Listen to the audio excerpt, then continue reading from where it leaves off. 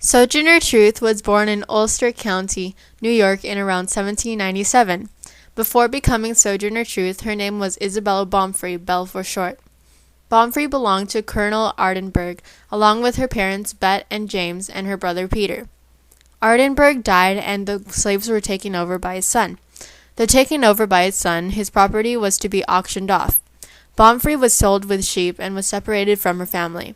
Belle's new owner, John Neely, often beat her up because she only understood Dutch and not English. She was bought for $150 by Mr. Screever afterwards.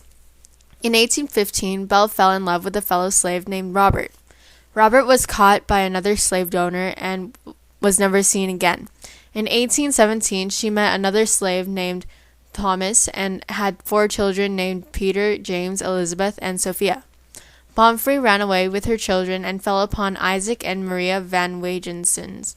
She worked as a servant and later became a preacher. Bomfrey left the Van Wagensens and settled in New York in 1843. Bomfrey renamed herself Sojourner Truth. Shortly after changing her name, she joined the Northampton Association of Education and Industry of Massachusetts.